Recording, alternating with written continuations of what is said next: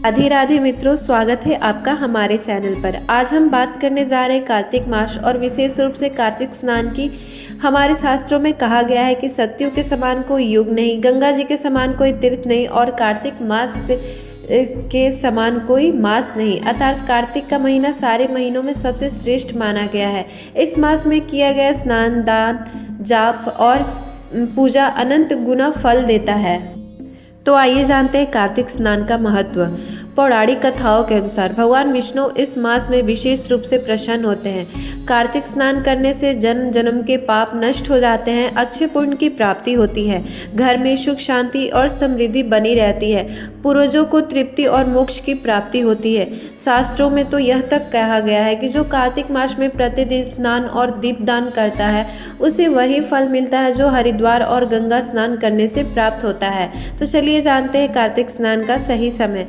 कार्तिक स्नान का महत्व तभी होता है जब इसे ब्रह्म मुहूर्त में किया जाए। ब्रह्म मुहूर्त सूर्योदय से लगभग 1.5 घंटे पहले का समय होता है, यानी सुबह लगभग 4 बजे से लेकर 5:30 बजे तक के बीच का समय। अगर आप गंगा तट पर नहीं जा सकते तो घर पर ही गंगा जल मिलाकर स्नान कर सकते हैं।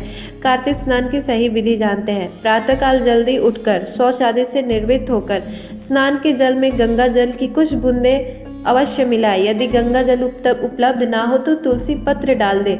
स्नान करते समय यह मंत्र बोले, गंगा च यमुना च गोदावरी सरस्वती नर्मदा सिंधु कावेरी जलेस्मिनी स्तुति कुरु।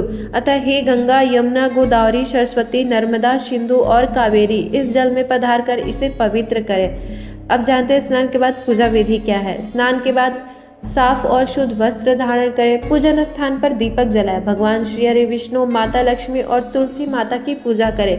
भगवान विष्णु को तुलसी दल और पुष्प अर्पित करें। शुद्ध घी का दीपक जलाकर भगवान को अर्पण करें। विष्णु सहस्त्र नाम का पाठ करना श्रेष्ठ है, लेकिन यदि समय कम हो तो कम से कम 11 बार यह मंत्र जपे, ओम नमो भगवते वासुदेवाय या फिर ओम नमो नारायण। कार्तिक मास के कुछ विशेष नियम जानते हैं। प्रतिदिन सुबह स्नान के बाद दीपदान करें।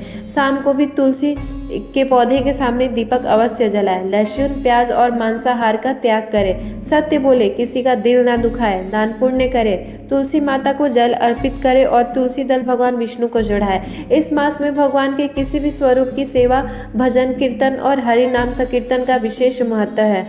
कार्तिक स्नान के लाभ, रोग और दुख दूर होते हैं, घर में लक्ष्मी का वास होता है, संतान को दीर्घायु और सुख की प्राप्ति होती है, जीवन में शांति, समृद्धि और मोक्ष का मार्ग प्रशस्त होता है। मित्रों, कार्तिक मास का प्रत्येक दिन हमारे लिए एक अवसर है भगवान श्री हरि को प्रसन्न करने का। इस मास में किया गया स्नान, दान, दीपदान और भक्ति कभी व्यर्थ नहीं जाती। तो आपको भी कार्तिक स्नान अवश्य करें और अपने जीवन को धन्य बनाएं। अगर आपको ये जानकारी अच्छी लगी हो तो वीडियो को लाइक और शेयर जरूर करें और चैनल को सब्सक्राइब करना ना भूलें। राधे राधे।